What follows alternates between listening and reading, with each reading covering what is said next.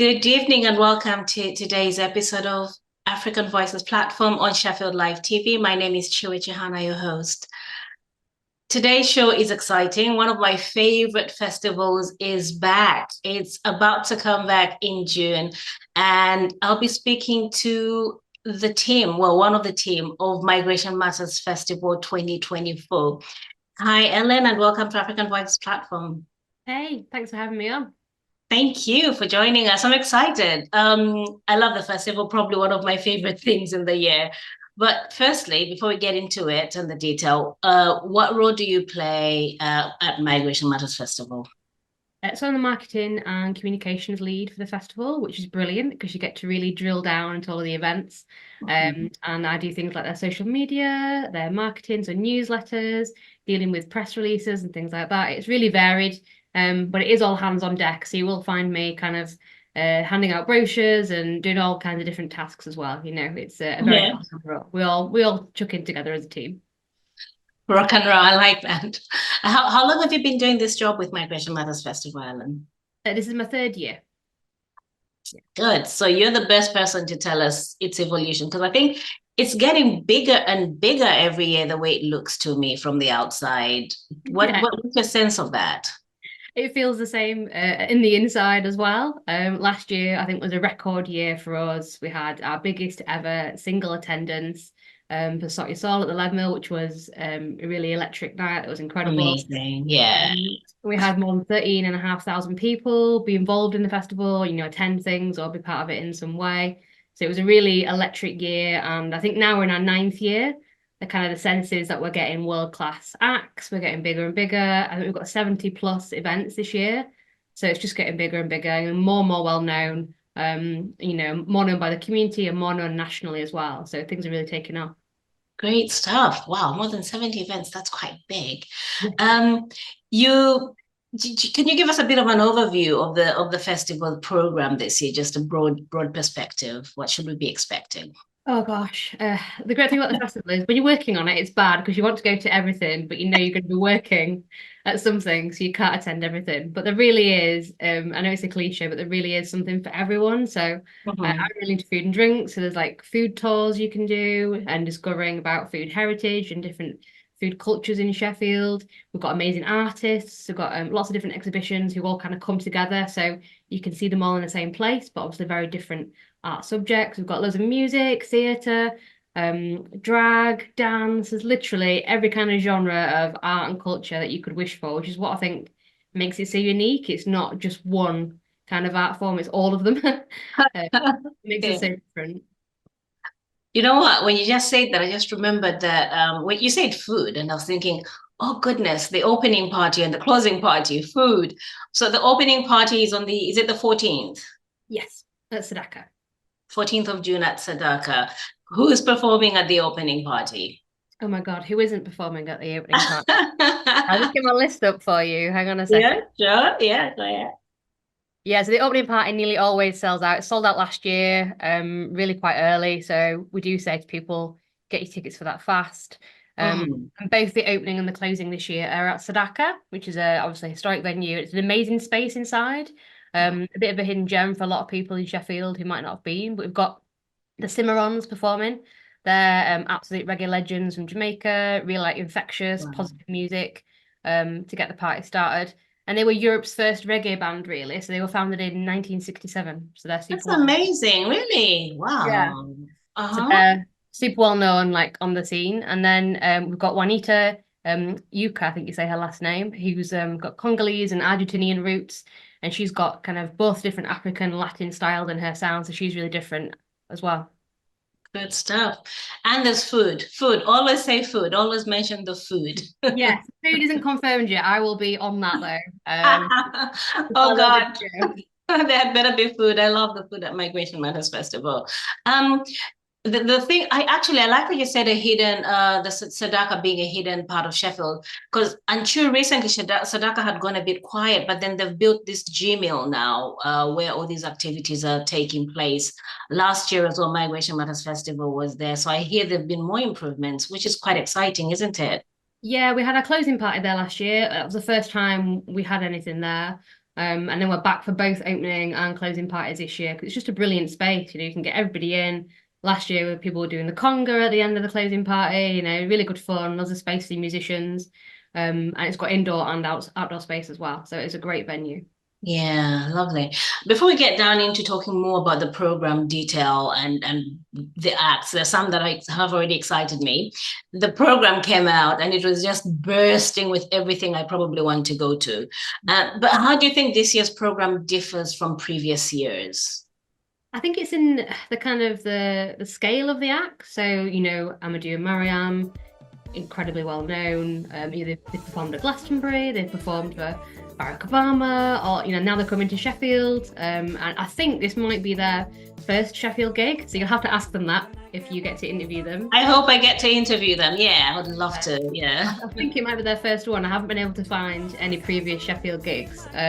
It's kind of the scale of the acts that are coming, and also things like we're building on our climate strand that we launched last year. So making sure we've got more of that going on. That's really important for us to cover. And the family events. So our family events are actually curated by young people who are involved with stand-up and counter theatre. So they literally choose the acts that are going to be on for families and young people. So we're building on that again and building on a lot of collaborations that we have launched in the last couple of years to make it even bigger and draw people from further away as well. Real. So there haven't been any sort of new themes this year, because literally the family one just started last year, didn't it? So maybe no overall themes. We have got 2 new guest curators as well. So Otis Mensah, who people might know in Sheffield. He was Sheffield's first poet laureate, and he's got a really exciting program. And Tasneem. Tasneem's doing an amazing program called If Henna Could Speak. So it's really about henna and how it needs to be elevated to be an art form in its own right, and it's super interesting. So they're going to be really good additions to this year's program. That sounds really brilliant. How many, is it for Hannah's one, the henna bit, sorry, is that a full day? I think it's going on for quite a few days. Yeah, there's lots of different elements to it. So we have got an exhibition. There's a talk that's going to be part of it as well. There's lots of different strands to that, but it's fascinating to look at all the different roles that henna plays, and how it's been overlooked perhaps in the past as an art form, and now Tasneem's trying to get it up there and get some recognition as for what it is, really. Yeah, you're right. It's interesting. And I think not too long ago, I sort of interacted a little bit with that part of the festival. I looked at it and I said, what is this about? I think some of the things that have been pointed out, how henna is such a widely practiced activity in different parts. So you're not just talking about the Middle East, South Asia, but you're also talking about some parts of Africa. So it really is something that is inherent to quite a lot of participants that will probably be in the festival as well, because it's and it's transcended the generations. So now people on TikTok are doing henna videos, for example, reaching a different audience that way, and some of them are insanely popular. But obviously, it goes back so long in history. So it's really a fascinating subject for her to cover. In such an in-depth way as well, I think. Okay. I'm getting excited about the headliners. Tell me about Mamadou and Mariam. What should we be expecting? I think that's going to be, we say this every year, it's probably going to be our biggest event yet, I would imagine so, at the Lead Mill. So for people who don't know, Amadou and Mariam are one of Africa's hottest musical exports, really. Like I said, they've performed at Glastonbury, they performed for Barack Obama, they've toured with U2, they've been at the FIFA World Cups, and now they're in Sheffield at the Lead Mill. Wow. Oh, they performed at FIFA World Cup as well? Yeah. The list of places they performed is really astonishing. Impressive. Yeah. And this will be at the Lead Mill on the 17th of June. Yeah, that's right. Yeah. I mean, they have a really inspirational story too. So they met when they were both struggling musicians, both blind, and they really kind of got recognition through a chance meeting at a concert in France. And then they started winning awards and getting more of a name for themselves. And then they've become this kind of superpower, really. And people who are super fans of the festival might remember that 2 years ago we had Les Amazons d'Afrique perform. Yeah. It was a really sensational night at the Lead Mill. And Mariam actually co-founded that band. So it's a. Are you joking? Are you serious? I didn't know that. Really? Yeah. I was reading about that today, and also they not for this concert, but in previous concerts they performed in the dark so that the audience can experience music the way that they experience music. So they're a Oh, really that's cool, powerful. That's yeah, really really powerful powerful. performers. Yeah. Well, what a privilege that we're getting them in my at Migration Matters Festival and right here in Sheffield. So that's 17th of June at the Lead Mill. Who else do we have? We've got Sirens of Lesbos. They're also one of our music acts, and they're a Swiss collective, but the members come from Sudan, Eritrea, Sri Lanka, among other places all around the world. And their music spans all borders and genres and eras, so it's very different. You won't kind of hear a sound like it anywhere else. Mhm. Their backstory is super interesting too. So they kind of challenged themselves to write an Ibiza hit to get into music, and it worked. So their song, which is called Long Days, Hard Nights, actually did become an Ibiza hit. And now they're on with their second album, which is called Peace, which is a bit more politically minded, and they call it Cosmically Beautiful, which is interesting. Goodness, what day are they performing? Again, some amazing people there. Yeah. They're on June 19th at Sydney and Matilda, and they're just starting to make their names, I think, in the UK on the kind of concert and gig scene. Right. Great. Thank you. That's good. Who else do we have? So I'll talk about a free event now because we do Mhm. have a lot of events that are free because we All want to right. Yeah. actually increase the accessibility of the festival, make sure people can get involved, and we do give free tickets to anybody who needs them to the ticketed events as well. Yeah. Our free events is with Cooler African Arts, and they're going to fill Fitzallen Square with drums from West and South Africa in their event, which is on the 22nd of June. Mhm. So anyone can come along to that, and you can see how drum and dance connects. There are going to be dancers performing. They're going to share some of their dance movements with the crowd. There's artists from Gambia, Zimbabwe, and also some local enthusiasts who've learned kind of the drumming culture and the dances, and they want to share what they've been taught as well. So that's going to be a really fun, community-minded event, I think, that people I will love love. that you've got them again this year. So Kula Arts have sort of become a staple, I feel like, of Migration Matters Festival because they had this young people's dance or arts group that they used to bring previously, and Mm. then the older generations were performing, and such a magical thing. Yeah. So Tongesai Gumbo leads on that one. And when is that? That one is on the 22nd at 1 p.m. in Fitzallen Square. Fitzgerald Square, like literally Fitzgerald Square that's just been redone now because that's looking beautiful. Yeah, some really cool cafes and shops around there now. So it'll be a great space for it as long as we get the weather. And the venues at Migration Matters Festival always impress me. It's always proximity to public transport lines. So you've got the tram there. You've also got the interchange not too far down from Fitzgerald Square. So that's great. Yeah, Right. we've Let's got get rolling. Who else do we have in the community side of things, if any? okay, so we've got an event at Utopia Theatre as well, which I thought you'd like to hear a bit more about. So that's called African Ganawa, I think is how you say it. Yay. Yeah, with Mohammed Arabia, and he's also going to be at our closing party with his band Tagging a Groove, sorry. Uh, That's supposed to be really good for a party. And he's doing his own private event as well, again on the 22nd at Utopia.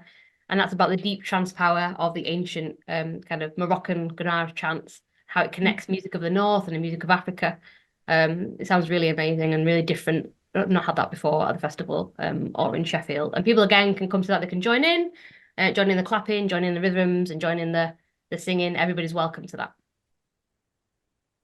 Fabulous. I've just realized as well that could this be? I think when you're thinking about the more side of things, it's being arts catalyst where a lot of Migration Matters Festival events have taken place. Mhm. So Utopia Theatre is really well built for this kind of activity because they're new on the scene and it's very much African theatre oriented. So I like that, and I love Utopia Theatre's venue. So this particularly works really well. Um, and I think one of the trustees from Migration Matters Festival, John, has performed at Utopia Theatre. So I just like how that feels a bit more seamless now, the connectivity around it. Do you have any other acts that we could be looking at, or should I be asking you about ticketing and all? Well, I was going to mention the closing party as well. So obviously that's Mhm. the last day of the festival. And there's a lot to see before that, but it is also worth booking tickets for that because it does sell out and does get really popular.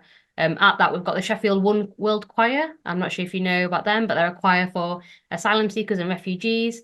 They've been going for a while now, and they do some really lovely concerts. They've been involved with the festival for a long time. And Jam Supernova is also going to be part of the closing party. People might know her from BBC Radio 1 Extra. So it'll be a really great closing party this year. Very good, lovely. Actually, before we go to ticketing, I was wondering whether you could just give me a bit of perspective on the impact of Migration Matters Festival, more so for the community, maybe. What does that do? Like, is there anything you like to see happen within the community with the festival that you think this is what it's best suited for impact? Yeah, definitely. There's so many micro conversations that take place, and then they lead on to collaborations or people working together or becoming friends or just changing their mindset maybe or having a different point of view, which is amazing to see. Anecdotally, I've got a little girl, she's 4 now, and I took her to some of the family events last year because I had to take her to work with me. And, she was playing with other kids who'd gone to the events and they never would have met had it not been for the festival. And just to see them playing together, all different families was really wonderful. I think I kind of thought that's what the festival is about for me, to see that in practice. And that's why I'm a huge fan of the family events and that side of it. But we see that replicated through all the ages, I think, through the festival. And the fact that it feels a bit like a family and people come back year after year, you do start to see people you've seen at previous events and previous festivals coming back, which is absolutely lovely. But aside from anecdotally, we do try and focus on big issues like climate, which is so important for everyone, but especially important for migration. That conversation, and also getting young people to think about the migration conversation and to think about climate and things like that in more of in a different way from kind of sitting them down and making them watch the news. We're doing it through arts and culture, and hopefully having a long-lasting impact that way. That's pretty powerful, yeah. And I think you mentioned Otis earlier on. Otis again is another local icon, I guess. And so when people see somebody, and one of the big things that you do is bringing this local-led strand of work, like you were saying. But that I think also just helps in seeing somebody or somebody who is local to you, in encouraging young people probably to participate in the arts, doesn't it? Oh yeah, definitely. And we do have a lot of, as well as bringing in artists from overseas and London and around the country, we do have a lot of Sheffield people involved and South Yorkshire people involved as well. And they'll love to see that there are other people who they know and recognise involved. People love that feeling, I think, of being part of something. It's a huge part of the festival, being part of something together, and hopefully knowing that we'll always come back next year to do it all again. Great stuff, which dovetails really well into the ticketing side of things. So ballpark, what's available for local people and what categories, and what do you have for us? Okay, so the best value way to see the festival is to get a festival pass. If you get a regular priced festival pass, that's £80, and we have more than 70 events, so it's like £1 an event. It's so incredibly cheap. And it's also available on a sliding scale, so if you are on wage, the pass is £20. If you are on a low income, it's £60. And if you want to buy a solidarity pass, so if I want to buy one for me and my best friend, or buy one and pay it forward to somebody, you can also do that as well, which is really nice. And we've introduced this new sliding scale this year to make it a bit easier for people. We still do free tickets, so if anybody wants free tickets for things, they can just email us. They don't have to give us any evidence or any proof. They can just email and say, I want to come to this. Can I have a free ticket? And we will help them get that. We'll put them on the guest list. Lovely, that sounds really good. So is that all on the website, or how do... Yeah, so if you go to migrationmattersfestival.co.uk, you can see all the events live there, and they'll take you through to book tickets. You can obviously book tickets just for single events if you really want to come and see Amadou, or you really want to come to the opening party, all those kind of really busy events. You can just book singular events as well. But there is a festival pass, which if you're going to come to a few events, I think is great value. Lovely, thank you very much. And then so you're saying the attendees can get the most by buying the passes rather than waiting for getting individual tickets? Well, they can choose, but if they want to come to a few, the festival passes are a great option because you can see everything with the festival pass. You buy the pass for £80, and then you just book onto the events that you want to go and see. But obviously it's all covered in the same price. Okay, so that's migrationmattersfestival.co.uk that you need to go to for those tickets. And it sounds like they're already going. That's what you're Yes. saying, that they're Yeah. already going. The passes are been really popular this year. Amadou has been popular already. I think Sheffield as a city is quite a late booker for a lot of festivals and events. But we are seeing faster take up this year than we've had before as well. So that's really brilliant. And I'm sure we'll have a few sold out events again this year. We had quite a few last year. So Okay, that's brilliant. I'm looking forward to coming myself. I feel like I might be coming to everything, but obviously that's get a festival pass. I'll get a festival pass. I'm going to be getting a festival pass. Then I think I have only one last question for you. What success stories do you think you can tell me about Migration Matters Festival now that it's in its 9th year? Oh my God, that's a really challenging Yeah, I question. knew you didn't see that one coming. Wow, that's a really good question. Success stories. I think the growth is a success story in its own. I mean, I wasn't involved in the first year of the festival, but I do know in the last 3 years it's grown enough during that time. You know, we are run by a very small team and a lot of volunteers who we couldn't do the festival without. So we are always so grateful to them for helping us put the festival on and make it happen. But the growth of it is huge. You know, the fact that we're now reaching this many people, we're getting a lot of press coverage is a success story in its own right. Some of the acts and the artists that we've had on have gone on to do incredible things. Some of them come to us, you know, and we've got a comedian on this year. He's got great reviews and they come to us with that kind of background, but some of them kind of find their feet here and they get a platform that they might not have had before, and then they go on to do more and more. And being part of a festival for a lot of these smaller acts is it's great. It's confidence boost. It's, you know, it's a brilliant thing for them to have on their CV. And we're really proud that we get to do that and give people who wouldn't necessarily get into a normal festivals program the welcome in ours. Sounds brilliant. Yeah, absolutely. Well done to you guys. So on African Voices Platform TV and radio as well, we'll be looking forward to hosting some of your key acts. And maybe first up, oh goodness, I just forgot. So you've also got Roger Robinson, the poet. Yeah. When is Roger performing? Let me just check that for you. I think it's just after Amadou. It's also at the Leadenhall, you see. So let me just double check. That's fine. Yeah, because Roger, I have a bit of history. So in my other life where I'm a creative writer, I had a residency at Avon residency where Roger was one of my mentors. There were two mentors, Malika Redmond and Roger, brilliant celebrated poets. And so I can't wait. And if you are an aspiring creative writer, I think this is the gig that you should be going to. Roger is an amazing talent and he'll mentor you. I know he'll be reading his work, but he's also just brilliant at creative writing and mentorship. So hopefully people will go to that. Yeah. But yeah. when is That's on the 20th. And Roger has won the T.S. Eliot Prize. So he's you know, leading the way in his field, is an amazing person to have on board. And that should be a really good night. It's not just it's him and an evening with some of his friends as well. Some of his poems are, you know, really powerful, really thought-provoking. He did some tributes to the victims of Grenfell, which are really powerful poems as well. So yeah, and he's going to be on our social media. I think he's gone out this week on our social media, and he's going to be on again next week. So he's going to be brilliant. Oh, great. Right. I'm looking forward to seeing him. Yeah. He has won quite a few awards and T.S. Eliot, I keep forgetting that. He's got so much under his wing, but that's great. The T.S. Eliot one. Yeah. Oh well, so looking forward as well to the 20th. That's in my head now. And thank you so much, Ellen. It's really been lovely chatting to you. You too. Thank you so much for having me on. Okay, and thanks for joining African Voices platform.